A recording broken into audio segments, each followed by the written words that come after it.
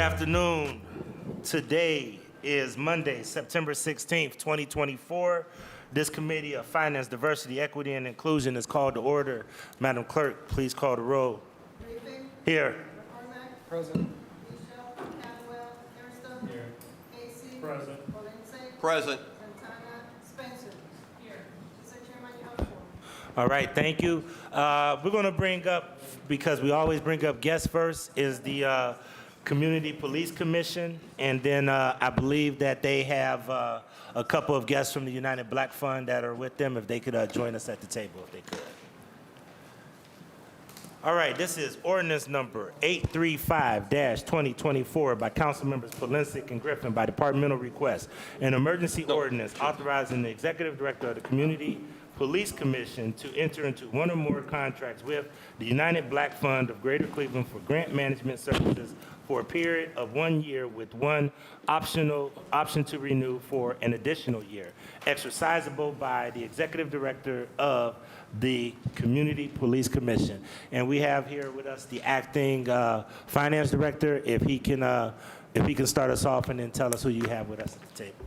Good afternoon, Chair and rest of the committee. My name is Matt Rogonjic. I'm an Assistant Director for the Finance Department, and since Jim Hartley, their director, is out of the office, I'm serving in his place. Regarding this ordinance, it's being requested by the Community Police Commission to allow the Executive Director to enter into contracts with the United Black Fund of Greater Cleveland for grant management services. And with that, I'll turn it over to Executive Director Goodrick to answer any questions you might have. Yeah, my name is Pete Van Leer. I'm a commissioner, and I'm along with co-chair Sharina Zayed. We're representing the commission today. But yes, so we've been working on this process for a while to get. Let's introduce everybody, Okay. and then we can Sure, go into great. Okay. Ms. Said. Okay, I'm Sharina Zayed. I'm the co-chair of the Cleveland Community Police Commission. Thank you. Good afternoon. My name is Cecil Lipscomb, and I'm the president and CEO of the United Black Fund of Greater Cleveland. Good afternoon. I'm Celeste Terry, the grants manager for the United Black Fund of Greater Cleveland. Good afternoon. I'm Twyla Turner. I'm the Director of Program Resources for the United Black Fund of Greater Cleveland. Thank you. Please proceed. So as the Finance Department has said, that we are looking to outsource our grants management for the CPC. Last year was our first year doing the program, and we realized that it was taking away from our other key work, that we wanted to find a way to make sure that the program was effectively carried out according to the will of the voters of the city of Cleveland. And we put out an RFP, and we selected UBF, United Black Fund, as the best candidate to manage our grants program. And that's why we're here. We think we've got a good match, uniquely suited to the challenge we have of funding smaller grassroots organizations in most cases to do the work laid out in the charter around community-based mediation, violence prevention, and restorative justice. All right, thank you. I have a couple of questions, but before I go to my questions, this was heard in Public Safety. Councilman Polensek, did you have any remarks? I know it passed out of that committee. Yes, thank you, Mr. Chairman. Mr. Chairman, my honorable colleagues, and to the folks that are here at the table from the CPC and the United Black Fund. We had a lengthy discussion. We kept this to the last portion of our calendar at the Safety Committee. And again, one of the overriding concerns and questions, and I believe they were adequately answered, but again, I'll raise it at this table, was the oversight about looking at the groups, making sure the groups that are funded are going to deliver, and that there is going to be some effort to cover sections of the city, because I raised the concerns about North Glenville and totally like being ignored, and the fact with programs, and we have funded, Mr. Chairman, as you know, at your direction, we have funded millions of dollars worth of violence prevention programs. So we just wanted to make sure that there is going to be oversight, there's going to be accountability, there's going to be transparency, as it pertains who receives the funds, what they're doing. We also ask that they be in contact with the council person, the agencies that they fund, that they be in contact with the council person representing those areas, so they have knowledge of who's working in their wards, and again, with all the proper contact information. So we're going to look forward to receiving that once you once the agencies are awarded. We're going to hold you to that, and then we're going to bring you back to the table at some point to have you explain to us what the groups are, what they're doing, and what their success rate is. Because there has been questions raised, as the chair knows, about some groups that have received funding with regard to their accountability, not by the United Black Fund, but by other agencies that we provided funding to. So that's where we're at. The other question was, as it pertains, would funding this oversight, would it be in violation of the charter? And we were told at the table that the law department had issued a written response that it does not violate the terms of the charter agreement. Is that correct, Mr. Van Leer and Ms. Zaid? Through the chair to the councilman, that is correct. We have the opinion. It was sent out this morning. I sent an email out to Yes. all the committee members, Right. and that was one of the attachments, Okay. their memo. Thank you, Mr. Chairman. All right, thank you. Just a couple of things along those lines of questions that Councilman Polensek had. I first want to say I do know that the United Black Fund is a very reputable organization. Been knowing the work that you guys done for a long time. I just want to make sure that along those lines of what Councilman Polensek is saying, who makes the determination if one of these organizations are not performing or one of these organizations is not meeting their benchmarks? Is that a decision that is going to be made through the oversight of UBF, or is that going to be a decision made with advisement from the CPC?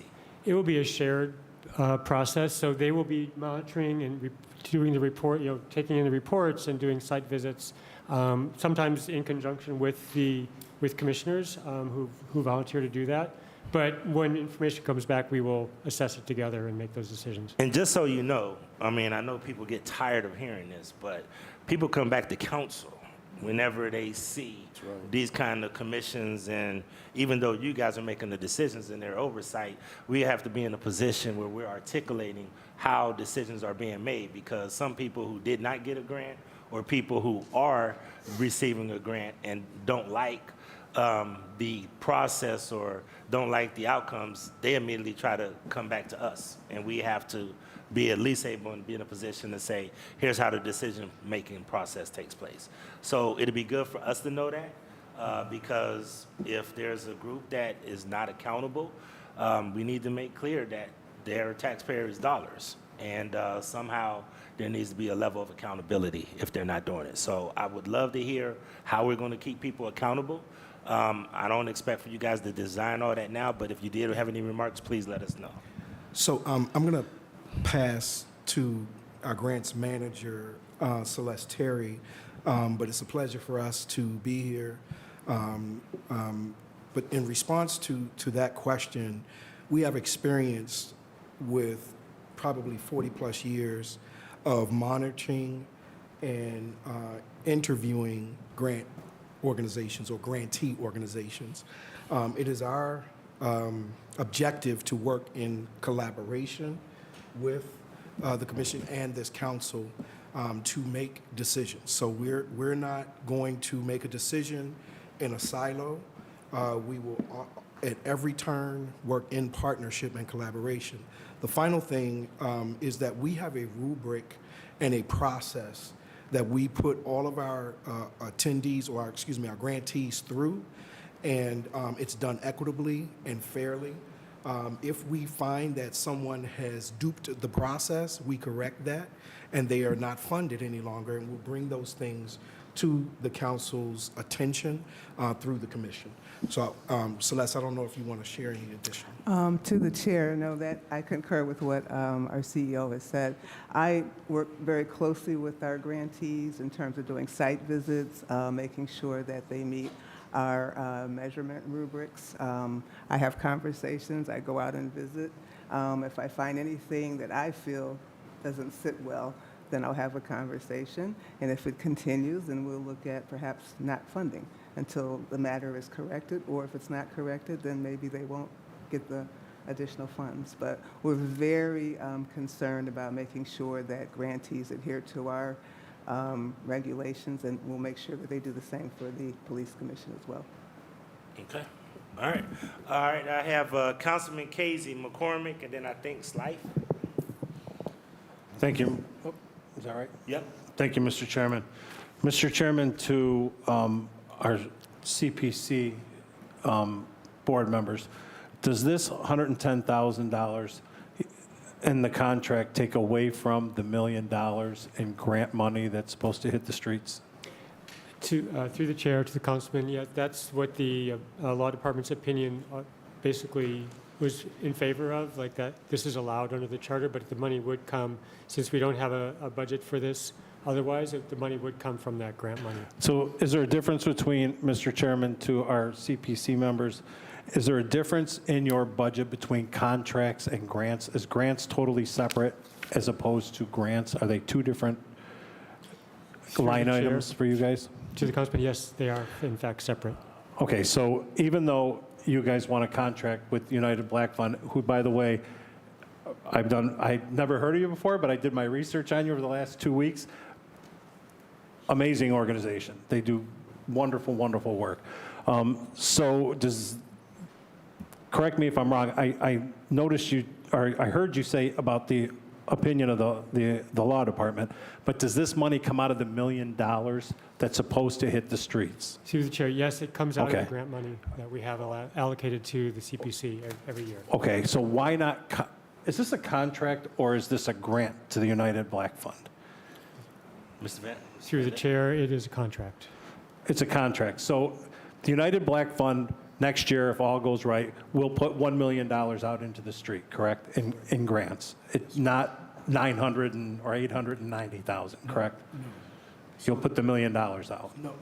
That is. If we could, Okay, please, so- and all Everything questions goes to to the the chair. I can address apologize. that if you like. Sure.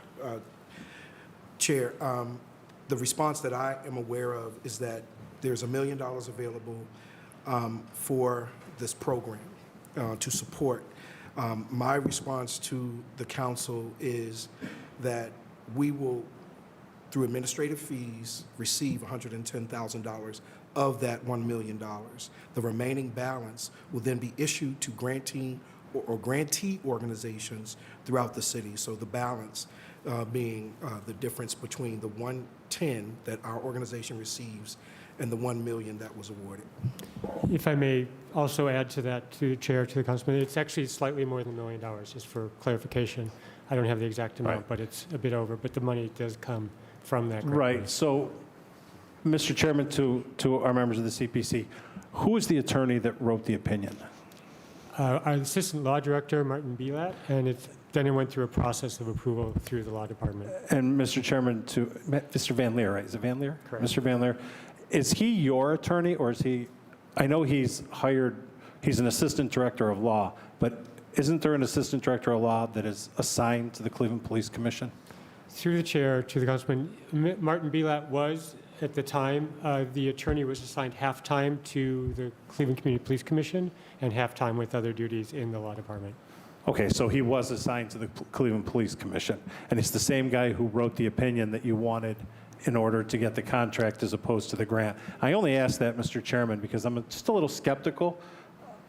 If the charter calls for a certain amount of money to go out into the street in grants, I don't know if we use that money, if the Cleveland Police Commission uses that money as a grant to the CPC, I mean, to the UBF, as opposed to contracting with them, because are we taking, which ultimately would be their fee of a little over $100,000 off of the streets, right? So by charter, and I know, because I read the opinion of the law director, but I'm not sure if it may be okay to do that, but the optics and the charter read, this is what's supposed to go out into the street, unless the United Black Fund is saying, yes, we're one of these organizations that we could be included in what the charter says in the $1 million.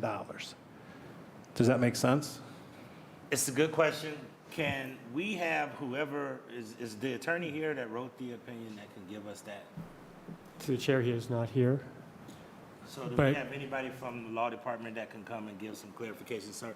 If you could give us some clarification, because I'm also hearing that there may be some challenges, and actually, Mr. Slife has also brought that to my attention, but did you have a comment, sir? Through the chair, I'm not privy to the opinion. I can't find out what you said. Could you find them so that I can have somebody from the law department to give clarification?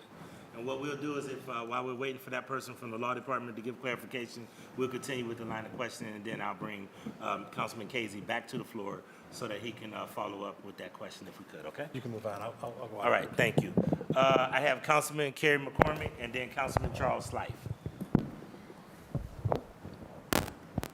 All right, we're good. Thank you, Mr. Chairman. I appreciate this. I'm not on the safety committee, so I did not hear the previous presentation. I just a comment and a follow-up. I will be very honest. Having United Black Fund on board provides me a lot more confidence in this process.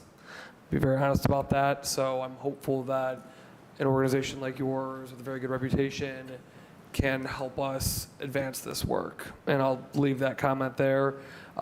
Chair, and I guess I'll ask our table, in the committee, this is a one-year option to renew administratively. Given that this is a new proposal, is there a reason that we're not requiring a councilmatic authority for a second year? Was that brought up in the committee? I mean, that might be, given that this is a new approach, Chairman, that might be something that we want to look at. I don't know if the members of this committee are open to that suggestion. I am open to that. I will tell you, I think Mr. Benlera wanted to have a response, but I am open to that, and that was actually something that I wanted to think about putting forward. But let's hear from Mr. Van Leer, and then we'll go from Yeah, there. sure. Through chair to the councilman, my understanding is that we would, even though there's an option to renew, we would be required and would be actually want to come back to this group to approve that second contract with UBF. Okay, so no question. objection from the, As so, far as I'm concerned, no question. okay. Chair, then, I would like to proffer an amendment to the ordinance. So I have an amendment on the table for Yeah, let me Councilman find it, McCormick. sorry. Is going to proffer an Where amendment. is it in the, thank you, sir. Okay, under section 1, in section 1, strike exercisable by the executive director of the Cleveland Police Commission, and insert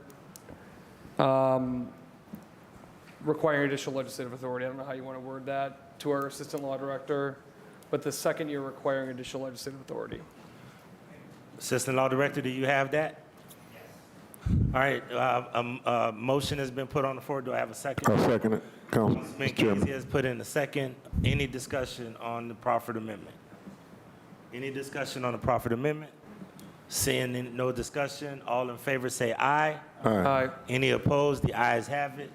Therefore, we will be amending 835-2024 as approved, okay? Thank you, Chair. And again, I'll just end by saying I'm thankful that the UBF stepped up and is going to be a part of this process. And that concludes my remarks. Thank you. All right, thank you. Councilman Charles Slife. And do we have anybody on their way from the law department to give us clarification?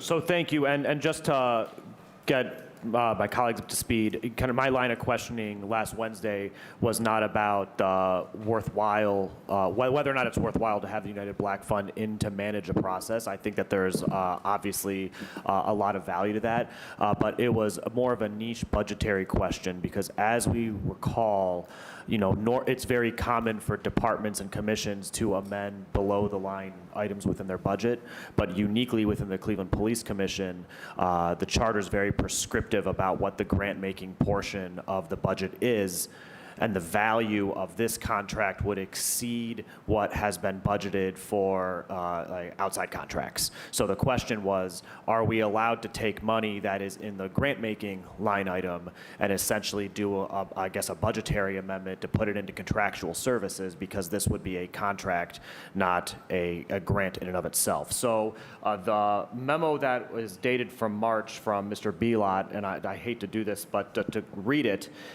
I think this is the rub. He wrote, "The commission will receive a budget for its grant making to community-based violence prevention." And then it goes on to say, it does not qualify its use of the phrase "for its grant making" by specifying that the amount budgeted for the Division of Police, that value shall go directly to grantees.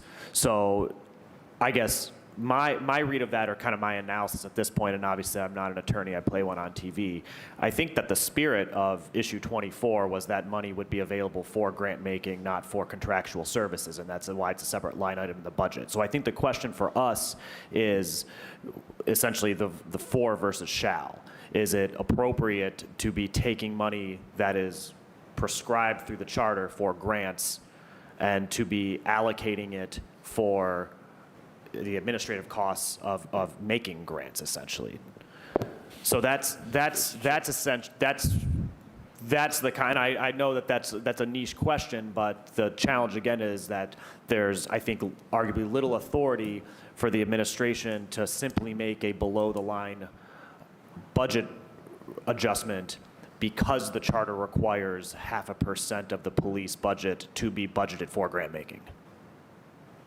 And I want to make sure, once again, we're going to bring up the legal folks to answer that question, because that's a legal question I think we need answer for. I know we have Ms. Scalish that's in the room, Attorney Scalish, but I really would like for somebody from the law department, because I want to make sure that the person who actually wrote this can give explicit. But would you allow Councilman Polisic on that point? He had a point. I will. Yes, I'll end it there since we're waiting for them. But I just wanted to provide the context while we're waiting. Councilman Polisic. Mr. Chairman, there have been very valid points made. The bottom line is this: if we're not going to increase their budget, their overall budget, we allocated, as the chairman knows, we allocated what was required when we passed the budget April 1st, when it went into effect April 1st. So if that 110,000. 110,000. If it cannot come out of the grants portion, then it's going to have to come out of their general operation, because we're not going to increase the overall budget.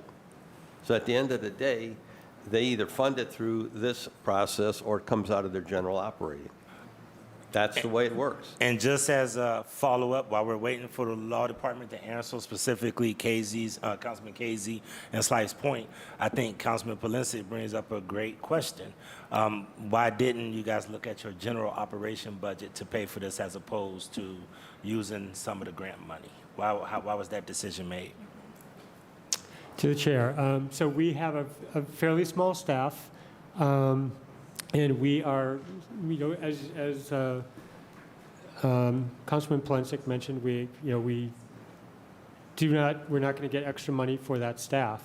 And our main, my understanding at least of what voters approved in 2024, the primary purpose of that was civilian oversight of the police. So last year, if I may recount our experience with our very small staff and almost the entire commission putting in time on this grant-making process, we were strapped pretty thin to do this work.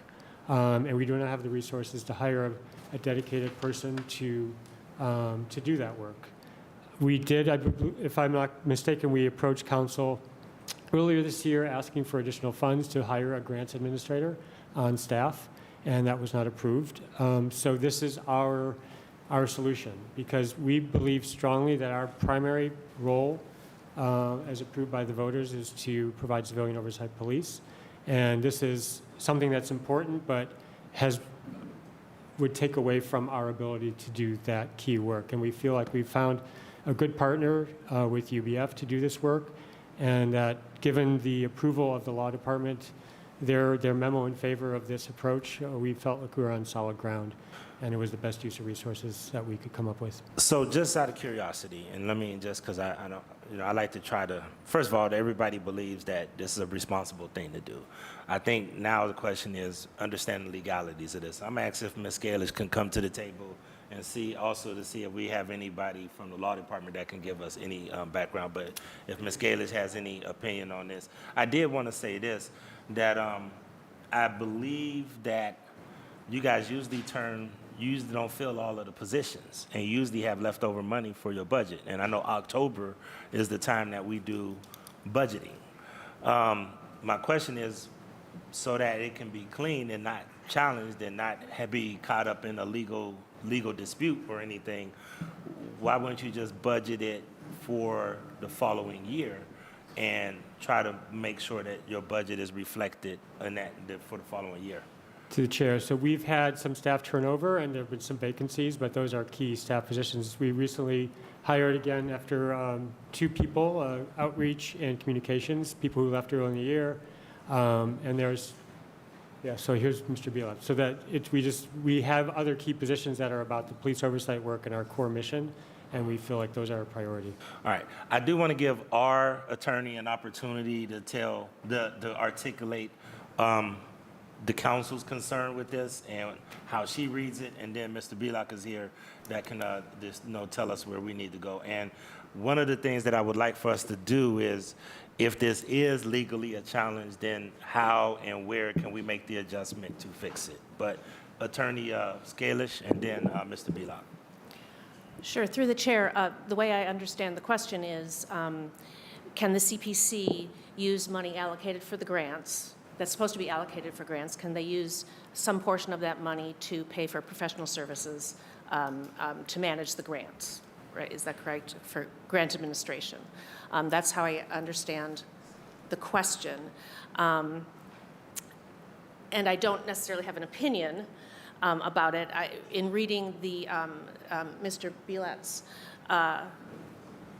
memo from March, the last paragraph, he basically says, he interprets the charter language to say that that yes, you can use the grant-making allocation, you can use a portion of that for administration. That's his interpretation of the charter. That's all I got. Mr. Bielak, did you have any opinion in your interpretation, and are we on sound legal ground to allow them to use $110,000 for administrative services out of the pot of money that the charter dictated had to go to the Commission for Grant Making? Yeah, so to the chair, it's for its grant making. So for its grant making purposes is where I sort of derived that idea, not really the authority to do that. So for its grant making, like I say in the memo, isn't say it shall go specifically to these agencies. There's a lot involved in grant making, including administration. Okay. Councilman Casey and Councilman Slife, I know that both of you had questions. Did you have any follow-up questions for Mr. Bielak?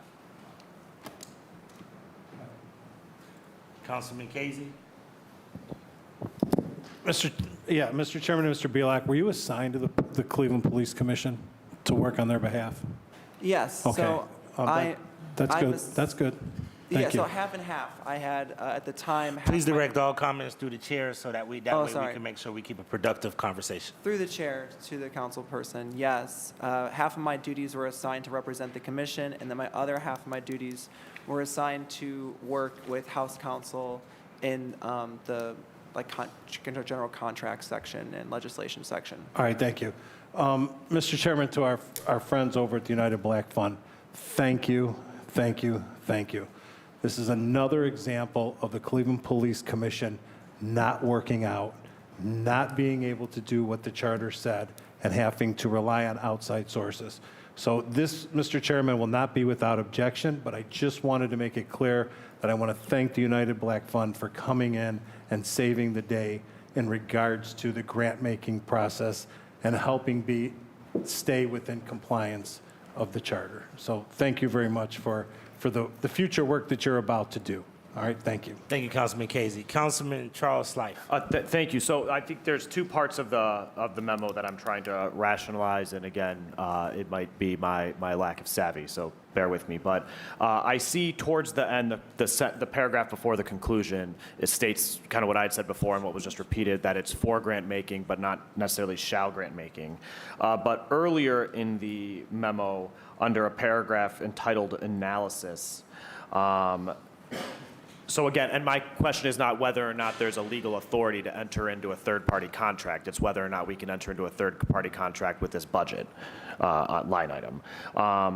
But it says, under the plain reading of 115.5, the CPC may not delegate the grant making to a third party, which seems to also be in, so is it possible to get an explanation of what that analysis section means? Because again, I just want to make sure that we are doing this the right way. This is not, I'm not disagreeing with what we are trying to accomplish here. I want to make sure that we are not inadvertently shooting ourselves in the foot by going about it the wrong way. Mr. Belot? Yeah, through the chair to the council person. That section describes how the commission must always retain the ultimate authority to be making the grants or designating the grants. So they are going to have final say in who these grants are going to go to. Also, the responsibility to have the final oversight say in the grants will ultimately always have to land on the shoulders of the commission.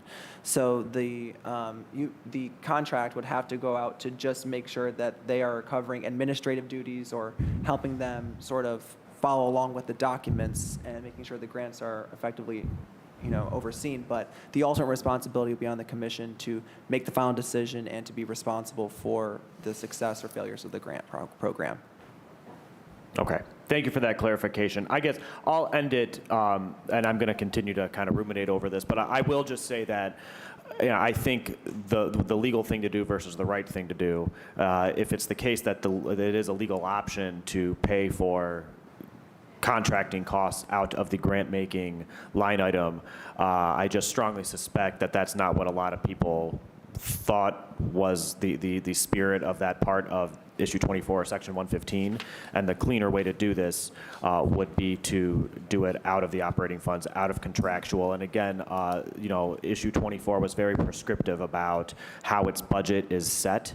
So I know that there was an effort to increase that budget. However, I would just push back on that and say that the designers of this were very methodical about how they would come to their budget, and I think we need to have a conversation about how we operate within that budget, since so much effort was put into designing it as such. So thank you. Thank you. Any more questions for Mr. Belot? Any more questions for Mr. Belot? Okay, therefore, Mr. Chairman, there's just one thing missing. what's that, sir? There was supposed to be a reporting provision. We discussed this at the Safety Committee. There's supposed to be a quarterly report back to council with regard to the groups that have been funded. And I That don't is- see that yeah, amendment that is in not here, in. so could you make that amendment Make again that- so that we can make sure it gets on here? I will make that motion that there be a quarterly report back to Cleveland City Council as it pertains to the groups that are funded and their status. So there will be, so there's a motion proffered on the floor. Do we have a second? Mr. Chairman, no We second. have a second from Councilman Bishop, and then any discussion? Any discussion? Seeing no discussion, all in favor say aye. Aye. Any opposed? Ayes have it. Therefore, there are two amendments to 835-2024. So 835-2024 stands approved as amended. Okay? Thanks, everybody. Thank you. Thank you. Appreciate it, and looking forward to hearing the success of the programs. Thank you. Thank you.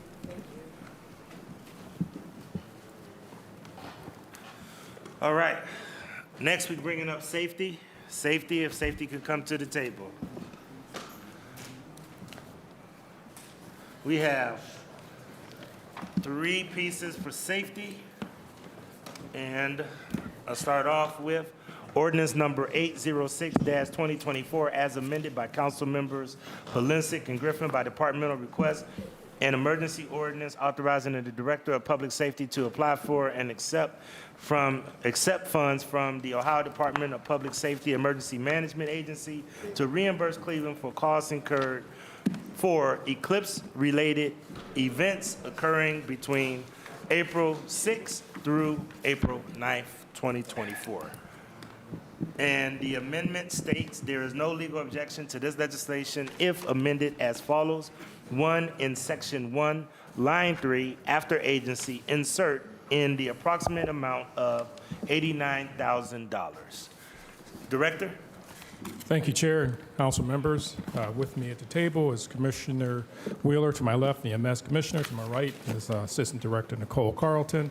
And to my far right is Deputy Chief Shalat, who's acting for Chief Todd, who's out this week. I'll start with the legislation chair, and then if you have any questions, I have Nicole Carlton, who actually put in for this reimbursement, so appreciate all her effort.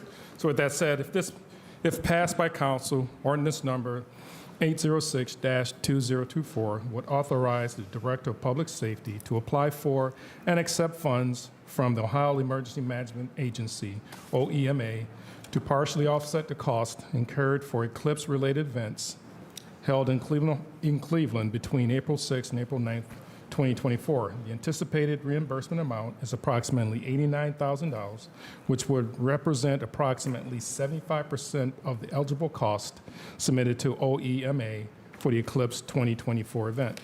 Expenses submitted for reimbursement are for personnel costs for the members of the divisions of police, fire, emergency medical service that worked during the solar eclipse in April 2024. And we're here for questions. All right, thank you. A couple of things that I just want to make sure that I understand. How did you get that $89,000 number? And is that sort of like a base number? Because it's my understanding, isn't that about how much we spend to police a Browns game or a major activity at the stadium?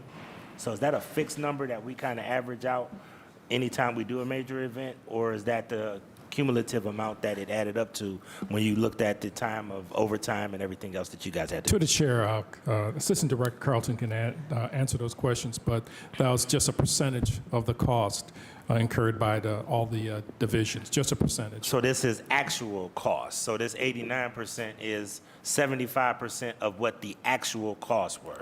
To the chair, that is correct. So we don't use an estimated amount, but usually it traditionally does cost about $89,000 a week when we have a Browns game. That usually costs about that much, right? It's roughly, to the chair, that's roughly about that much, but this, again, was this was the actual cost, and we got a percentage of that actual cost.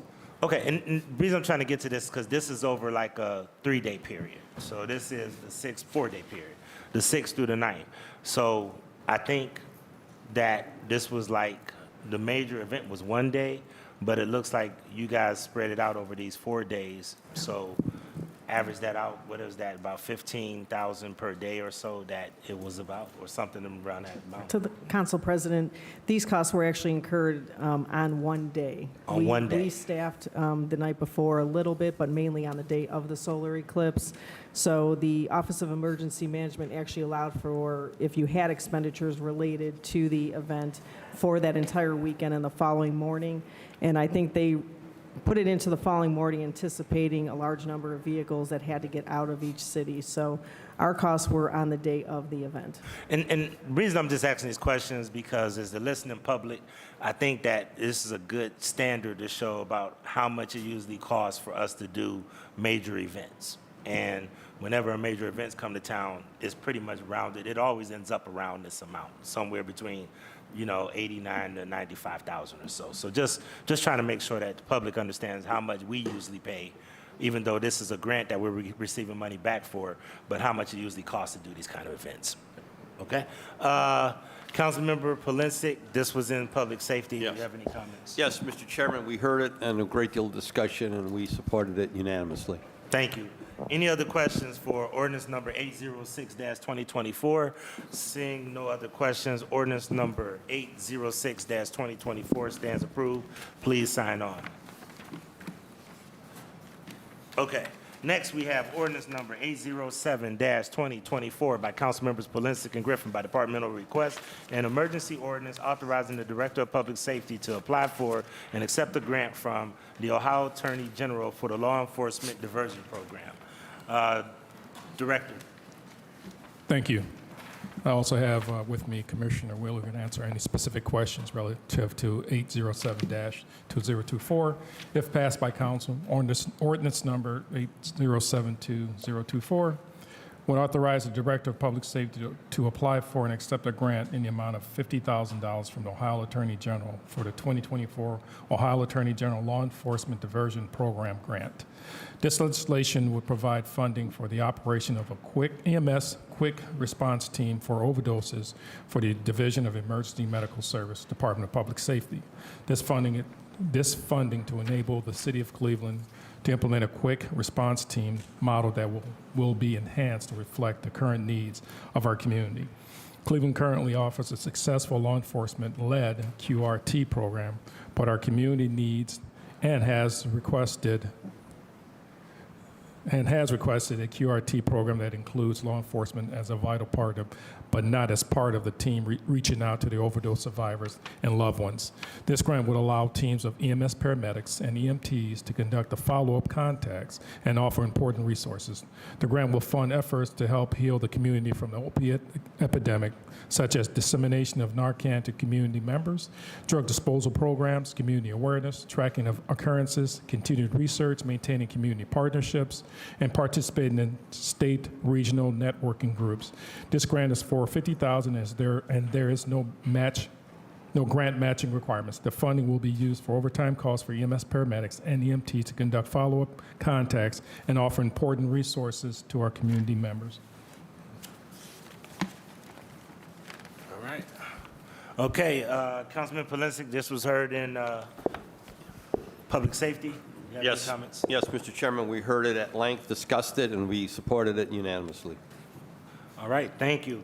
Are there any other questions regarding ordinance number 807-2024? Seeing no other questions, ordinance 807-2024 stands approved.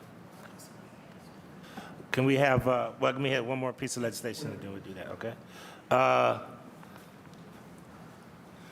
Next up is ordinance number 820-2024, as amended by Council Members Polensek and Griffin by departmental request, an emergency ordinance authorizing the Director of Public Safety to enter into one or more contracts with Case Western Reserve University for data collection and analysis for the Cleveland Police Crisis Intervention Team Co-Responder Program for the Department of Public Safety for a period or periods not to exceed a total of 1 year. And there is no legal objection to this legislation if amended as follows. Insert new Section 3A to read as follows. Section 3A, the Director of Public Safety shall provide to the Clerk of Council quarterly and annual reports submitted by the Case Western Reserve University for distribution to each member. This is dated 9/11/24 and signed by George Peters, Assistant Director of Law. Director? Yes, Chair. If approved by council, ordinance number 820-2024 will authorize the Director of Public Safety to enter into one or more contracts with Case Western Reserve University for data collection and analysis for the Cleveland Police Crisis Intervention Team Co-Responder Program. The city's Police Crisis Intervention Team Co-Responder Program is a partnership between police, mental and behavioral health agencies, advocates, and the community that seeks to achieve the common goals of safety, understanding, and service to individuals in crisis, those with behavioral health issues, and their families. This contract will provide data collection and analysis for the Cleveland Police Crisis Intervention Team Co-Responders Program. Case Western Reserve University has the historical insight into the current programs and projects, effective collaboration, and procedural management skills, and have collected and analyzed data from the last 4 years of the co-responder program. The contract with Case Western Reserve University will be period of 1 year in the amount not to exceed $100,000. This contract will include a quality review of the program and, where necessary, identify systemic, continuous actions that will lead to improvements that are interrelated to the role and function of the co-responder team. Okay, Councilman Polensek, this was heard in Public Safety. Yes, Mr. Chairman, we heard this at length, discussed it. As you're aware, this is something that the council has wanted to have for a very, very long time as it pertains to co-response for individuals who are going through psychological problems, working with our Division of Police, so we wholeheartedly supported it. Okay, thank you. Any other questions regarding 820, ordinance number 820-2024? Councilwoman Spencer. Thank you, Mr. Chair. I think what I'm looking for would be information on how to communicate with our residents about co-response, about the current status of city's co-response. So through the chair, it's my understanding there was, in fact, I was not able to make it, but this morning there was a National Co-Responder Week event. My question would be, and if it's not at the table, follow-up information for members, what do residents need to know about the tools we already have available to us? If they call the non-emergency number, is there a certain statement they should make, et cetera? Just in terms of the actual, we have these resources in place. How do we educate the community about them? Through the chair. Through the chair to Councilwoman Spencer, that's a really great question. I think part of I think where we sometimes fall short is just what you're talking about, educating the public and what the Division of Police in particular is doing with the co-responders program, which it's really a good thing. We have the lieutenant who's in charge of that unit, Mullins, who would come out to speak with your group or anyone's group on this table. Coupled with the City of Cleveland Open Data Portal, we have information right on that relative to all the interactions that the co-responders team is having, and not only co-responders team is having with our public, but also just our officers who are all CIC trained. All the stats are on the open data portal from our interactions, from the use of force. And by the way, I say use of force, and I make sure I have a caveat in that. Our uses of force relative to our officers' interactions with folks in crisis is less than 0.5%. So those numbers have gone down extremely low relative to our officers' interaction with those in crisis. And those in crisis could be behavioral, could be addictions related, and so forth. So I want to make sure it runs the entire gambit, and the officers are doing a tremendous job. But we can come out, we being the Division of Police and those in the co-responders unit, can actually come out and talk to any group of what they should do. Also, through the chair to Councilwoman, anyone that's experiencing behavioral or crisis issues can call 911. We have dispatchers there. We'll triage the calls and so forth and make sure that we have the appropriate response to those particular calls. So again, we want to make sure folks are calling and getting the right information. And again, we can send individuals out from the Division of Police to actually talk to any group relative to our response and also what they should do relative to someone that may be in some type of behavioral or crisis. Thank you. That's very helpful information. And one more question to make sure, just to make sure I have my basics straight, wanting to clarify through the chair that currently all officers receive some form of crisis intervention training. However, there are co-responder teams. And my question would be, does every district have co-responder teams, and are they 24/7 through the chair? Great questions. To the chair to Council, through the chair to Councilwoman Spencer. We have co-responders, I believe, and Deputy Chief Shalat is here. I want to make sure I give the right number. I believe we either have 6 or 7 teams, and they're operating approximately 17 hours per day, so it's not 24/7. We have a grant now to expand to a total of 10 teams. We'll make sure we have sufficient of teams in each of the districts. We want to make sure also that we have at least 2 teams downtown specifically to deal with what goes on sometimes with our unhoused population in the downtown area. So that particular team will be dedicated strictly to those particular areas in the downtown area. So that's our plan, is to go to 10 total teams, and we'll have basically 2 teams per district. And hopefully our plan ultimately is to have 24/7 coverage. And yes, every single officer in the division, every sworn officer in the Division of Police has some level of crisis intervention training through the Adams Board. We also have, through our co-responders programs, certified crisis intervention officers who get extensive training, and their team with licensed clinicians. All right. Thank you so much. All right, any other questions regarding ordinance number 820-2024? Seeing no other questions, ordinance number 820-2024 as amended stands approved. And miscellaneous, I have Councilman Starr on that, or miscellaneous? Okay, I got Councilman McCormick, and then I'll come to you for miscellaneous. And Thank you, Chair. I know we got a busy day, I gotta be quick, and I missed the gentleman's name at the end, I'm sorry. Schlott. Schlott, okay. I'm just curious, briefly, because we have a busy schedule, I want to say Chief, Director. I know that you're kind of in the middle of it, but I'm curious, given the incredible need to hire up in CPD, how the expedited hiring event's going. To the chair, I thought it went pretty well. Just want to get all the numbers and report accurately what we have, but I don't have the exact numbers in front of me for the totals.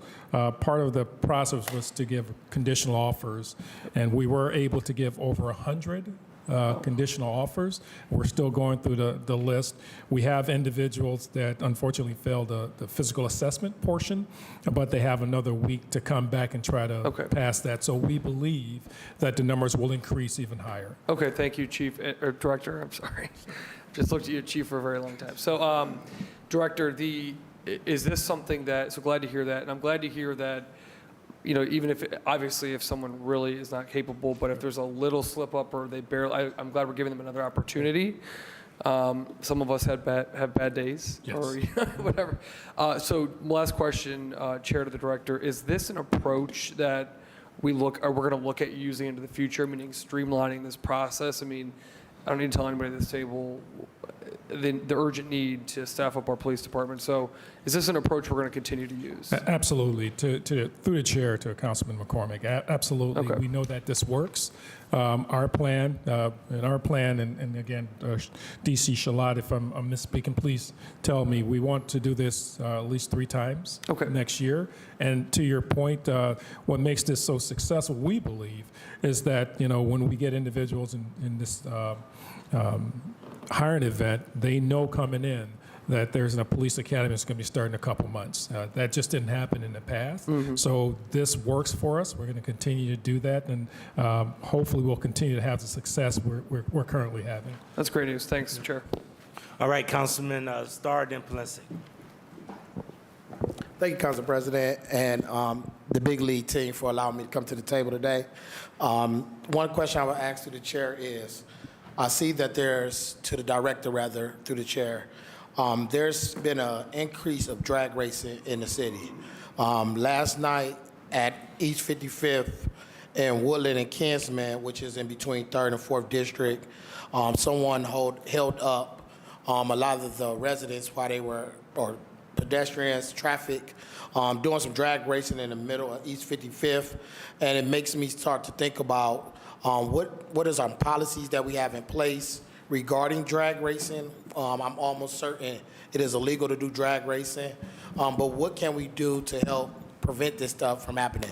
A couple weeks ago in the northeast side, drag racing was taking place over there too. So if it's, when it came from the west side, northeast side, central now, so it seemed like this is something that is becoming routine. So what discussions or anything are we doing as far as safety for different strategies to try to deal with this issue? To the chair. Director, Chief. To the chair, to Councilman Starr, that's really a good question. In fact, we had conversations this morning. Deputy Chief Shalad and I had conversations about this, and this is on the mayor's radar as well. The mayor, in fact, called me about this and said it was unacceptable, and he's absolutely right. It's unacceptable, and he wanted to make sure that we're proactive in dealing with these situations. And yes, Councilman Starr, it's illegal to drag race. It's a traffic offense that we take serious. I think, as stated before, having a conversation with Deputy Chief Shalad, and for us to be proactive, and we have some plans in place. Part of it is getting information from our general public when they see it well in advance, so we can be proactive and stop it before it starts. That's the very first thing. And the other thing too is, which is really vitally important, is that when our public see it, that they don't participate in it. What I mean by participate in it, have a large group of folks that follow them. They stand around the intersections when they're doing this and so forth, cheering them on. They're taking footage of it and they're putting it on the internet and so forth, kind of glorifying the activities, which is extremely dangerous. We know it's dangerous. We take it serious. So we're trying to develop plans to be proactive to prevent it. And also, it's important to understand that, they may get away with it. At least they believe that they get away with it. But we have developed techniques to make sure that they don't. We may not catch them all. But we will hold those responsible for their activities coming into our intersections, destroying the streets, so forth, and inconveniencing folks who are just trying to get from point A to point B. So it's serious for us. It's serious for the mayor. It's serious for the Division of Police. We do have plans. I can't divulge all the proactive plans that the Division of Police have in place, but we do have plans in place. And yes, we take it serious. Thank you. And to the Council President, to our Director of Safety, Dr. Drummond, thank you for giving some of that context. But just to a couple of things that you said from the cheering and the footages that get put online, we do live in a technology generation now, so they do post a lot of things. But I definitely want to make sure I chime in. When you think from a resident standpoint, sometimes they make calls to police and they never show. Or they get told, put on hold, or they get requests to come to the station to file a police report. So it's kind of condescending, and it hurts a lot of our residents when they make the call and they don't get the response. Now, sometimes some things may be immediate, but when you call for drag racing, they might get told like, well, we don't have enough officers right now, or they got other crimes that they're working on. So it can put a point where a resident is discouraged to make the call when things doesn't happen. And sometimes we have to be more proactive and be assertive and have a presence in the community to get things done. So one of my questions I definitely would like to ask you through the chair is, from the hours of 11 to 7 p.m., how many officers do we have patrolling in 3rd or 4th District, since that's where I represent? How many officers do we have patrolling through those hours of 11 p.m. to 7 a.m.? Through the chair to Councilman Starr, that information I don't have readily in front of me, so I can't give you that information. That's something we probably can get to you offline. Deputy Chief Shalat is taking that information down, and we'll get that information to you. But I want to back up and talk about some of the things you had mentioned concerning the calls to our communication control section. It's important that as leadership, leadership knows what's going on relative to calling our communication control section, our dispatch center, and our residents being told that cars are not available and so forth. It's important that we're transparent. It's important that we're honest and so forth. But and some things are static and some things are very dynamic. When we're talking about drag racers and folks taking over intersections, it's very dynamic. So what the dispatchers do, they give it to the cars, and as you know, they're not static. They're dynamic, and they're moving. And again, I'm not making excuses. I'm just telling the reality of it. They start moving and so forth. Once they see a zone car, they start moving away from those particular intersections. If a resident calls 911 and get our dispatch center, and this is a drag racing or a street takeover incident, and they're being told to come into the district, that's problematic for me, and that's problematic for the leadership. We need to know if those things happen so we can correct that immediately, because in that particular situation, a resident should not be told to go to a district. We have cars that are available that can respond to those incidents and hopefully resolve it in a way that these folks won't be out there doing that again. So we need to know that, again, from a leadership standpoint, so we can make sure that we're conveying the right information to our folks. And if it's a retraining thing, we'll make sure that we retrain those folks. All right, and I'll wrap up, Council President. I know you got more stuff on the agenda, but definitely. So residents, if you're watching this YouTube video or watching this meeting, if you call the police station in 911 and you have a request and told to come to the station, feel free to call my office, and I'm going to send a call log, and I'm going to create a spreadsheet so I can send you all that information, because This ain't the first time I've heard it. This ain't the first time residents mention it to me. And even at a couple of safety meetings that I've had, they voiced that concern that when they get that call, they are getting told to come to the station. And a lot of residents in my ward do not have the transportation. So they are discouraged from making that call to the police at times, even though they need to make the call. It's like they feel like nobody's there. So, and I'll wrap this last question up on what type of relationship do we have with through the chair, with other law enforcement agencies to help us? Because if this is happening, do we have the sheriff department offices able to help support us? Do we have RTA police able to help us support us? Do we have CMHA, or do we just have memorandum of understanding agreements in place, which means they just say, well, I don't want to be held responsible, so they don't do nothing? Because where this took place at on East 55th, CMHA police headquarters is less than a block away from where this is going on. So if this is taking place right there, and they can do some things to help us, are they working at nighttime or not, or things like that? So that's just something I definitely would like to know. Do we really have a relationship with these other law enforcement agencies, or is it just something that's on paper for us through the chair? Through the chair to Councilman Starr, we have great relationships, not only with CMHA, RTA, and other police departments that operate within the confines of the boundaries of the city of Cleveland. Yes, they all have MOUs and so forth, and their MOUs are very specific, primarily to their properties. It's where they have jurisdiction, again, operating through our MOUs. But we also have other partnerships. We have partnerships with the Sheriff Department, as you mentioned, FBI, and others. Ohio Highway Patrol, we just had a detail with them where we had some issues on the west side, on Denison Avenue, where they were taking over our car wash, and they were doing some of the things that we were talking about. So we put a plan in place, working with the Ohio State Highway Patrol and others to combat that and hold folks responsible for that. We have other relationships with the State Highway Patrol and other agencies to come in and assist us with various details. So yes, we do have partnerships. Our partnerships are very strong. We continue to cultivate those relationships. All right. Thank you. Thank you, Councilman. Councilman Polensek Casey. And just before I go to Polensek, just on that point, we got private property, too, that they're doing the same thing. So Buckeye Plaza is getting hit every week. So those are enclosed places, and hopefully we could be working on those. He's hired more security, but we definitely need some of these private properties like Lee Harvard Plaza, Buckeye Plaza. They're really hitting those, too, okay? Yes, sir. Thank you. Councilman Polensek. Thank you, Casey. Mr. Chairman, honorable colleagues, and to the director. I just wanted to support Councilman Starr. I talked to him prior to the meeting, and I had received some calls from folks in the neighborhood there.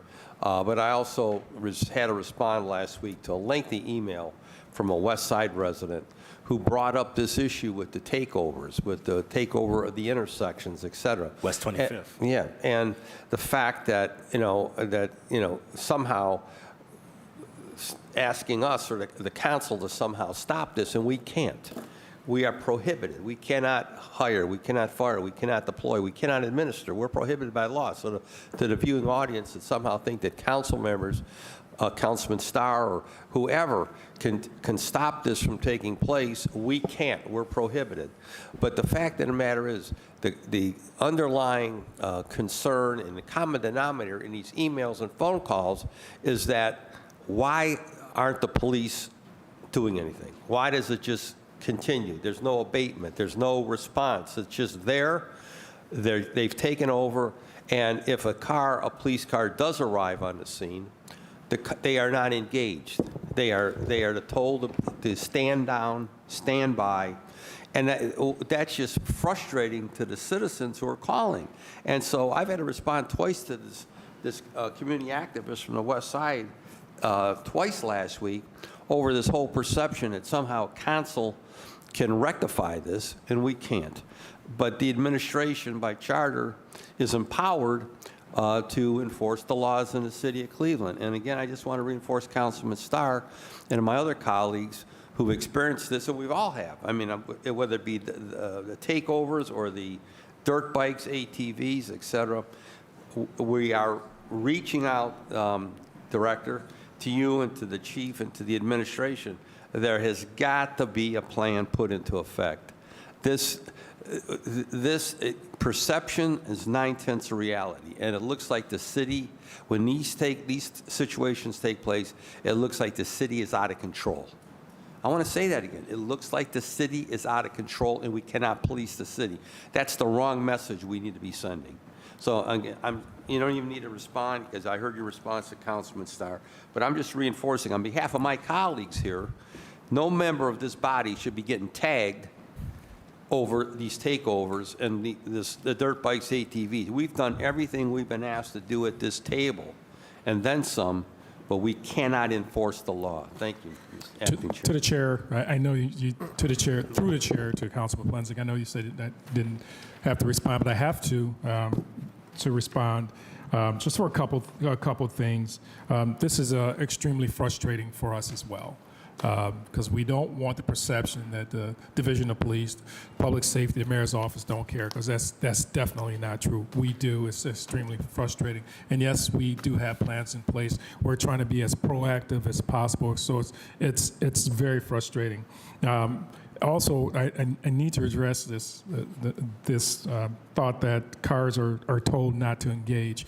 That would depend on the situation.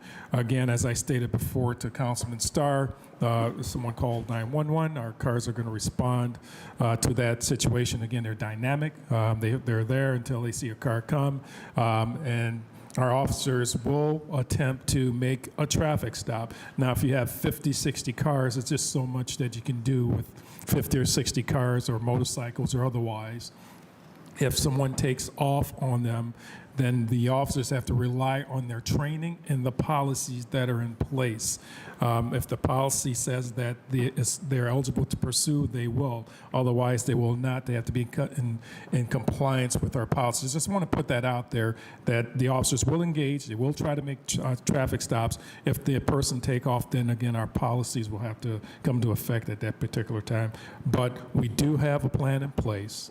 It is frustrating for us. We're working with not only the Division of Police, but also the Division of Fire on a plan that we have. We also have from talking with other cities and what they're doing and been dealing with Philadelphia, Baltimore, quite a few other police departments that's dealing with this. And unfortunately, and this is not an excuse to try to justify or anything like that, they've been dealing with these issues for years, unfortunately.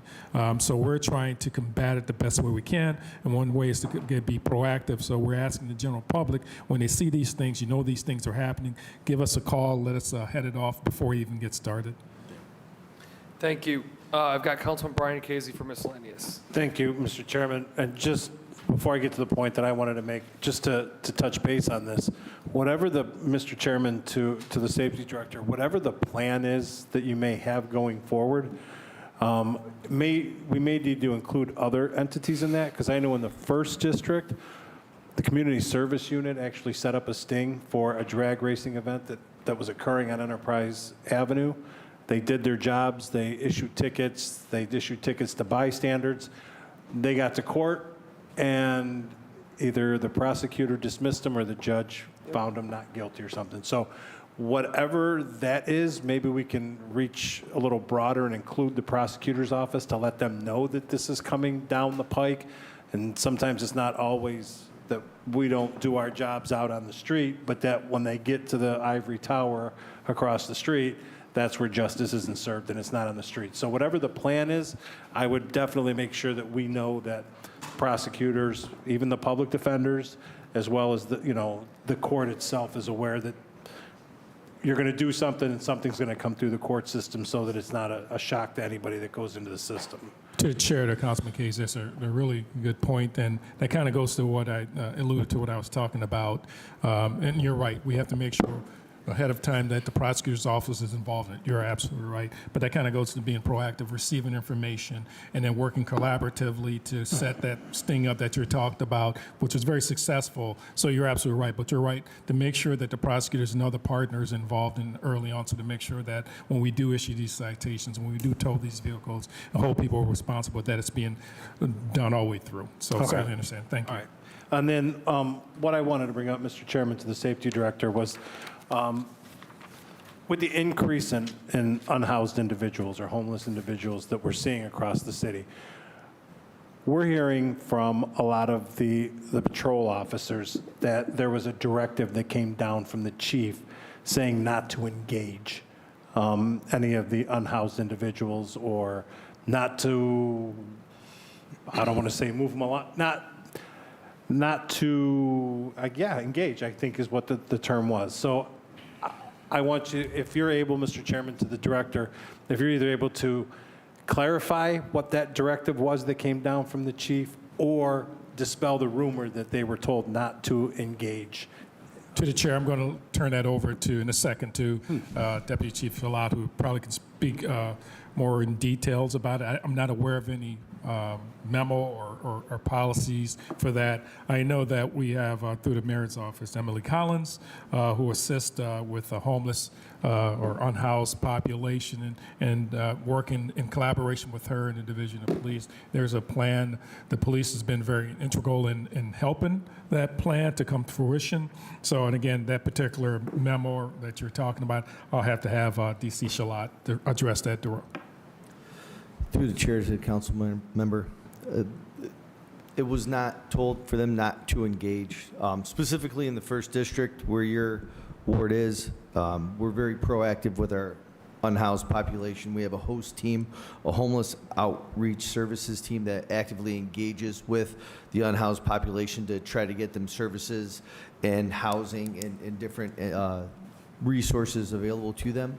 When the member of the mayor's team, Emily Collins, gets involved, she is proactively getting individuals in housing. So in order not to duplicate efforts and have different resources being, like multiple resources being pulled in for one individual when it could be for several, she will let us know she'll be working in a certain area. So our outreach services know she's there, so they will stop doing the outreach while she takes it over. As far as not engaging, we still will enforce all crime that is occurring. We still will interact with the unhoused population. We just are aware that Ms. Collins is out there providing them the services to get them into housing. So that is where they say disengage from that effort, because she has it from there. And But if everything I else, can- we're still engaged. If I can also, yeah, it's important. I'm glad DC Shalat mentioned that. We do not criminalize being unhoused, and I know everyone here agrees with that, but we will not tolerate a behavior that's criminal in nature. That we will enforce, and if that means that individuals that are violating the law, then we'll take the appropriate enforcement requirements. All right, Mr. Chairman, to DC Schlatt and the director, I just wanted to make sure that the right message is getting out to the police officers who are out on the streets. They could be interpreting it one way as opposed to the meaning behind whatever, so you just may want to reiterate, whatever that is that you guys are trying to get across. To the chair, we'll make sure, to the chair, to Councilman Case, we'll make sure that's clear. Thank you. Thank you. Councilman Harrison and Bishop. Thank you, Mr. President. I won't hold up the director for too long, but I couldn't let you go from this table without also, just today, resident on East 141st Street in your old district, right off of St. Clair. And I don't know if Deputy Chief Morris is listening also, because the same problem is happening. These folks are up and down 141st Street, Nail, 143rd, just cutting up. She's indicated she's called the police several times. We've given her the commander's district telephone number today again to make sure that she reach out. But I'm bringing it to you as I did Safety Director Howard before, who now Deputy Chief Morris went out there with himself, and they ticketed folks. They wrote open container tickets. They what they say, hit the block for good. But they've come back. And as you indicated, how you developed a plan for this issue on the west side, we need a plan to come out here and address these folks on 141st Street. They are, 141st is mostly seniors who's on that street. With that group who used to live there at one point, houses are knocked down, but they still feel comfortable coming back to that little corner up under the overhanging trees there, and they just kick it. They just party all night. And obviously 129th Street of our Iroquois in Arlington is still a big problem for us. There was a camera that was placed out there. They ignored the camera. They still hanging out at the abandoned house. They're still selling dope, shooting guns at the house. So as you turn off Iroquois, the most new house on the street. It's a newer built.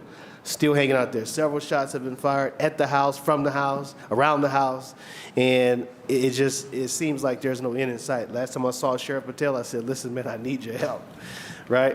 Whenever I see someone, I saw the State Patrol Command Staff recently, I need your help, right? We need a plan for your old district. We got some serious issues that are affecting our streets there, but I'll send you an email directly on that so that way you are aware. Lieutenant Montanero, Sergeant Murphy, Sergeant Bays, they're doing all that they can, right? But they need some help. They can't do it alone. And so we really need you and your team to really find a way to bring some additional resources to help us with those problem areas that we are experiencing on our area on the northeast side there, all right? To the chair, Councilman, absolutely. We're taking notes of that as well, and make sure that Commander Johnson is aware of it. I'm sure he's aware of it and so forth, to make sure you get a plan of action in place for those particular locations. Thanks. All right. Thank you. I would like Councilman Bishop to close us out. Thank you, Mr. Chairman. Mr. Chairman, I just wanted to take a couple minutes and to kind of reiterate what my colleagues have said, Councilman Starr, Councilman Harrison, and Councilman Plinsick. I, too, had a street takeover on Miles and 116th Street, and I was the resident that was actually calling the police, calling 911. To no avail. I sat out there and had to watch in horror these folks bully, and when I say bully, I mean bully our residents and our community, the traffic that was traveling up and down the street at that time, and we just had, and actually the traffic turned around in the street because we couldn't get through. So it is very unsettling, Safety Director, Mr. Director. It is very unsettling when this happens to community. It's devastating. It's shocking. And Saturday night, and I know Councilman Jones is not here, but Saturday night I went out around 10 o'clock at night and traveled up Harvard Avenue. And I saw where they were having a party at Mr. Mack's, and it was unbelievable. I've been to a lot of parties in my life, but I've never seen a party like this that took over Harvard Avenue. These guys had these mobile speaker systems. It must have been at least 6 of them. And they actually were trying to drown each other out. And at that moment, I thought about the residents of Ward 1 and Joe Jones community, and how they must have felt. You can hear this music for at least a mile away. And for our residents to continue to have to, and you know, and the thing of it is, it's not a police car in sight. It was a lot of cars out there. It was drinking, it was smoking. It was so many people out there on Harvard Avenue that it was dangerous. And for the police not to be in sight, I know they knew what was going on. And Director, I cannot communicate that to a resident, that the Cleveland Police do not know what's happening in their community. In their community, but and you get the sense that sometimes they take the attitude that that's their community, that's not our community. Because how can we sit back without even a presence? I didn't see a police car in sight. Now, I went to where I was going, and I came on my way back home. I said, I'm not taking Harvard. It was too frightening for me. And I came down Miles Avenue. And lo and behold, in the corner of Miles and Lee Road, it was another same situation where these guys were in the car wash. It was the same things that we saw in the shootout, the same intersection that we saw, that famous shootout that happened at the intersection of Lee and Miles. These guys had those trucks with those big speakers in it, and the community cannot function under this duress. That's why people leave the city of Cleveland. Who wants to be in the city if you have to put up with this? And the police don't even show. That's the problem, is that if the police came out and tried to to create some kind of order, we can understand that, hey, you know what, we just gotta work at it. But it doesn't seem like we working at it, Director. So I just want to reiterate that. It doesn't seem like the CPD is taking this as a serious problem in our communities. Thank you, Mr. Chairman. Thank you, Councilman. Through the chair to Councilman Bishop, I'm sorry that you had to go through that. I hear it in your voice. And it's extremely, again, I said it, I know it's frustrating for you. I know it is. I hear it in your voice. It's extremely frustrating for us too. And Councilman, through the chair to Councilman, this is my community too. You know, that bothers me to know that you and the other residents in that particular area or any areas in the city have to put up with those type of things. I would hope that in that situation that you just mentioned, that individuals did call. Not sure if they did or not. I hope that they would call so the officers would be able to respond and hopefully restore order in the neighborhood there. So that's the first and foremost. And then if they did call and the car did not respond, that's something that we need to know. So as I stated before, that we can respond accordingly to those particular dispatchers and make sure that the information got out and that our cars responded accordingly to stop that. That what you just described is unacceptable, and I know it's unacceptable for the leadership, Division of Police. I say Chief Todd isn't here, but Deputy Chief Jalad is here. He's taking notes. We want to make sure that we're responsive. The Division of Police is responsive to those type of things. Not only responsive to go in there and correct behavior. Again, sorry that you had experienced that. It's extremely frustrating for us. I just want to make sure that we're responding when we're called. And not only that, Councilman Bishop, that we're proactive in that stance and that we're coming out and we're driving through those particular areas, especially areas that we know are somewhat problematic, that they cause these type of issues. Council President Griffin mentioned the Buckeye Plaza. We know Lee Road and Lee and Harvard, there's an issue and so forth. And so those particular areas, we want to make sure that we're proactive and that we're engaged and we're taking the necessary requisite enforcement action when necessary. So again, we do take that serious. It's our community as well. All right, seeing no other questions, thank you so much. Public safety. Thank you. All right.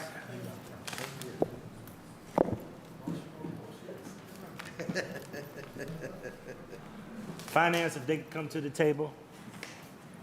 Keep it dear to council. Clerk's office.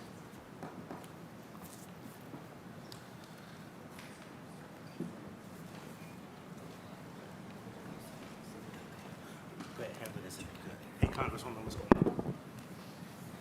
No, I'm about to step out. Alrighty, we're going to start with ordinance 949, 2024, by Councilmember Griffin by departmental request, an emergency ordinance resolution requesting the county fiscal officer to make advances during the year 2025 pursuant to section 321.34 of the Ohio Revised Code. Director. Thank you. This resolution is something that City Council adopts each year. It allows the city to obtain advance payments of property taxes rather than having to wait until the county treasurer settles the property taxes for the year. The action has to be formalized through council action to request those tax advance payments per Ohio Revised Code 321.34. Yep, perfunctory thing we do every year. Do I have any questions on 949, 2024? Hearing none, 949, 2024 stands approved. Please sign. All right. Next, we have 950-2024 by Councilmember Griffin by departmental request, an emergency resolution accepting the amounts and rates as determined by the Cuyahoga County Budget Commission and authorizing necessary tax levies and certifying them to the county fiscal officer. Director. Thank you.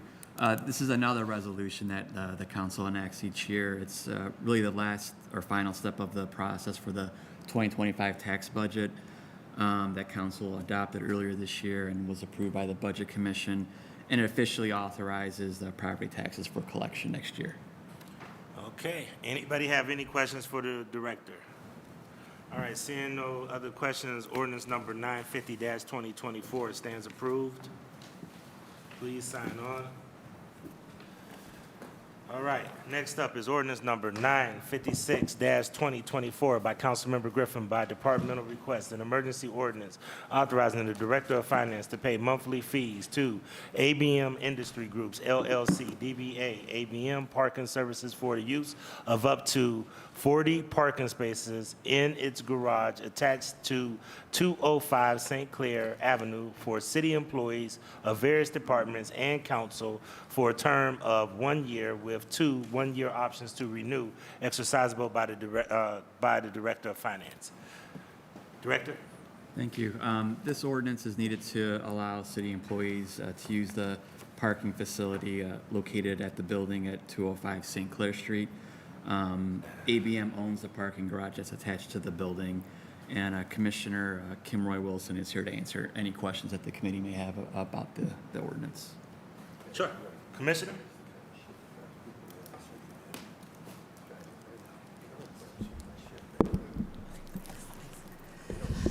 Good afternoon. Good afternoon. The Department of Finance Division of ITS is seeking authorization to park in the ABM Parking Services garage. ABM Parking Services is located at 1375 West 3rd Street. Over 2 decades, the city has used the ABM Parking Services to house numerous city vehicles.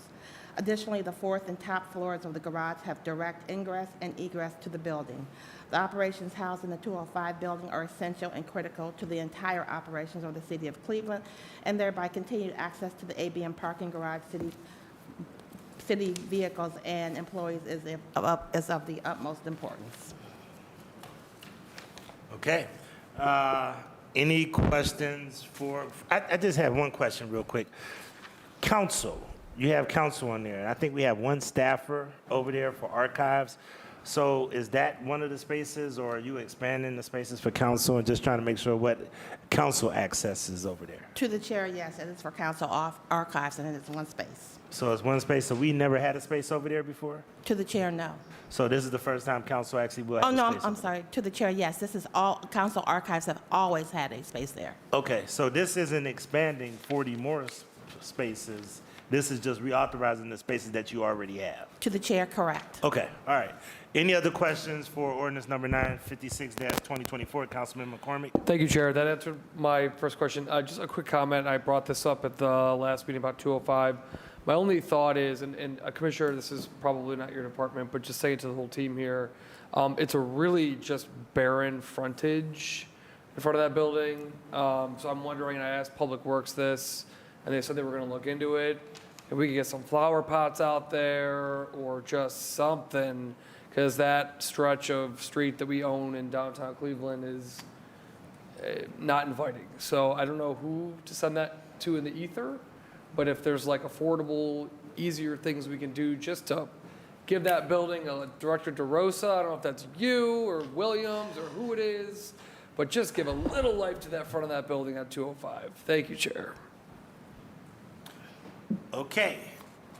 Any other questions regarding Councilman Casey, Brian Casey? Thank you, Mr. Chairman. Mr. Chairman, to the Commissioner, what does this break out to per month per car, do you know? Through the chair to the council person, it is $350 per car for reserve spot, and it's $225 per month per car for non-reserved. All right, and is this parking lot attached to the 205? To the chair, to the council person, yes. Then we own the building, but not the garage, correct? Through the chair to the council person, correct. And Mr. Chairman, to the Commissioner, is that a going rate for monthly downtown parking in the city of Cleveland? Through the chair to the council person, yes, it is. We have explored other areas, and this is actually, it went down. Okay. We were paying, actually, we're paying $335 now, as opposed to $350 for reserve spots and $250 still, but it did decrease. Okay, thank you. All right, seeing no other questions, ordinance number 956-2024 stands approved. Please sign on. We're going to go to capital projects. And this is ordinance number 827-2024 by council members Harsh, Bishop, and Griffin by departmental request. An emergency ordinance authorizing the mayor and the commissioner of purchases and supplies to sell certain city-owned property no longer needed for the city's public use located on the northwest corner of Delora and Fulton Road to Civic Builders LLC for purposes of residential development. Director and Ms. DeGennaro. Mr. Chairman, I'll start out and then hand it over to Commissioner DeGennaro. This is the sale of a piece of surplus property in Councilman Harsh's ward, and so we're pleased to present this to council today for approval. Thank you, Director, Mr. Chairman, and members of the committee. This legislation would authorize the sale of this city-owned land to Civic Builders LLC. It's excess right-of-way. It's a little sliver left over from when Fulton Road was opened from Biddulph to Pearl back in the 1930s. The builder, Civic Builders LLC, is in escrow on a land bank property immediately adjacent to the west, and this little sliver of city-owned property will be used for a driveway that will go from Fulton Road to the rear of the house that's being built on the land bank lot next door. The land will be sold for a appraised value of $3,700. Okay, all right. This was heard in Municipal Services and Property. Councilman Bishop. Yes, Mr. Chairman, we vetted this in municipal services and fully support this for passage. All right, thank you. Does the councilman of record support this in that area? I believe that's Harsh's area. Mr. Chairman, yes. Okay. He does. He's in support. All right, any questions regarding ordinance number 827-2024? Seeing no questions, ordinance number 827-2024 stands approved. Please sign on. Thank you so much. Thank you. Thank you. Miscellaneous, Mr. DeRosa. Yes, sir. We starting this year on Arthur Woods, or is that going to get kicked to the beginning of next year? It depends when the contract formation is finished, so it could be the end of this year. The majority of the construction will be next year, but we are currently, we've awarded the contract, so we're working on getting that contract put in place, the legal document. Okay, I really want to make sure we talk too about the security measures on there, because I just want to make sure that we have good, proper lighting and other stuff with that too. Okay. All right, thank you so much. All right. Next up is ordinance number 833-2024, as amended by council members Hairston and Griffin by departmental request. An emergency ordinance authorizing the Director of Building and Housing on behalf of the Office of Sustainability to apply for and accept a sub-grant or sub-award from the University of Cincinnati for Resilient and Efficient Codes Implementation Grant, otherwise known as Building Performance Standards Grant. Authorizing the director to employ one or more professional consultants, computer software developers, or vendors to acquire software licenses and develop software to implement the grant, and to enter into various written standard purchase and requirement contracts needed to implement the grant.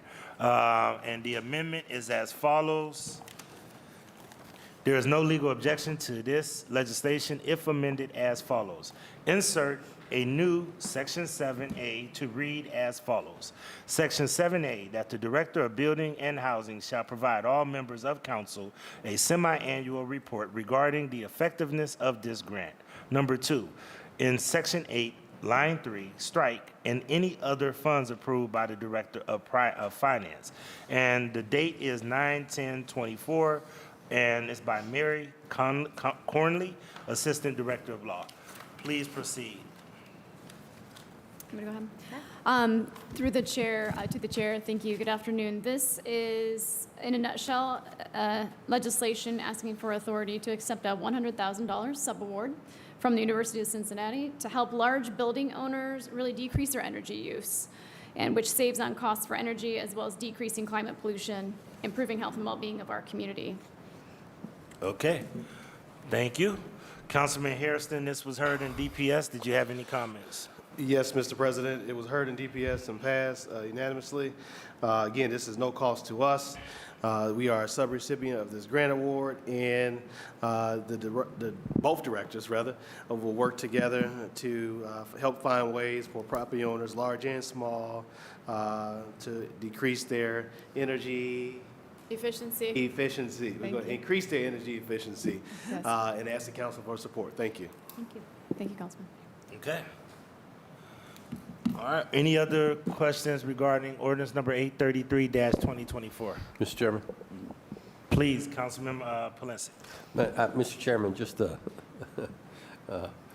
point. I would hope they would look at City Hall as well. Because one hallway you're freezing, the other hallway you're cooking, okay? So it's, in the summer, they have to have, to have fans on in the offices to try to move air around, or to open up the doors, the patio doors, because it's so cold in the rooms. And then you go across the hall where it's roasting. So I would hope that City Hall, Mr. Chairman, would be taken into consideration with that research. Thank you. If I may, through the chair, it will be, yes, all city-owned buildings will also be Thank included in this All right. effort. Review. Councilman Brian Casey. Thank you, Mr. Chairman. Mr. Chairman, to the directors, does this have anything to do with solar? Or is this just about, For solar? yeah, Sorry. or is this just about trying to fix what's wrong with what we currently have? So through the chair, this is about building performance of what is for currently existing buildings Oh. and achieving energy use reduction. So how reducing energy use. It does not involve the implementation of solar. Okay, thank you. All right. Seeing no other questions, ordinance number 833-2024 as amended stands approved. Please sign on. Thank you. Thank you. The last one is a council piece. And this is resolution number 948-2024 by Councilmember Conwell, strongly encouraging County Executive Chris Ronayne to implement the Inside Out DAD program in the county jail. Councilman Conwell, would you like to elaborate? Thank you very much. Anthony Harrison, Councilmember Anthony Harrison, also joined on with me, Council President, so that we are sponsoring this piece of legislation together. Here's the thing about inside outside dads. Majority of time when a father is inside, let's say, prison, or the county is really the county jail, he has no connection or any bonding with his children, with his family. Inside outside dads, if you had a program with that, you try to get the dads to have more and more visitation rights with their children. You have them to help their kids with their homework. We figure out how to do that. You try to keep the father connected with his children, daughter or son, whatever the case may be. Now, here's the kicker. When he gets out of prison, a lot of times when he doesn't have a connection with his family, he'll say, so what is this about? And he'll end up committing more and more crimes, and he'll go back into prison. But if we teach the father while he's in there and keep him connected with his children, he'll stay nurturing. And when he comes out, he'll think about doing what he's doing because he'll have connection with his children.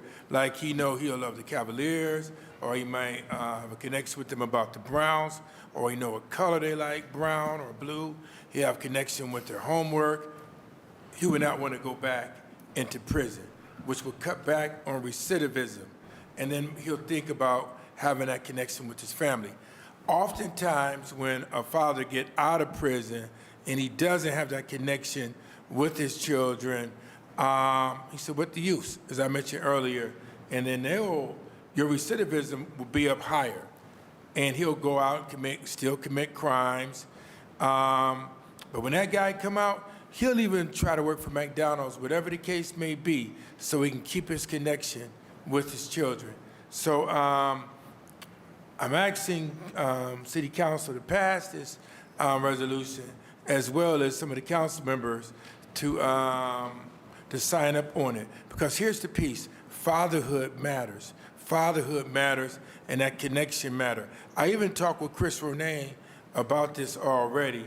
He said, sure, count me in. I understand what you're doing. So, but if I have kept my colleagues to work with me and help to okay it about fatherhood, for example, you got guys here like Brian Casey, who's a good and great father. I seen Slife be Daddy Slife is a good father. You a good father. Blaine Griffin, so is Anthony Harrison, and as well as Kevin. I asked Kevin Bishop, the other council member, I said, Kevin, let's go do this. He said, you know what, Kev, I got to go to Chicago, and I have to see my son, and my son has to see me looking at him playing basketball. That kind of stuff matters.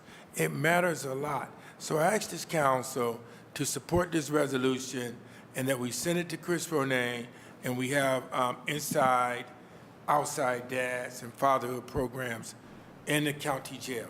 Thank you for listening to me. And do you have any questions on it? No, actually, I would just like to be added, and then I think that you said that Hairston is already added, but I would like to be added, Councilman Casey. Okay. Would anybody else? Chairman. Councilman Polensek, Bishop. Any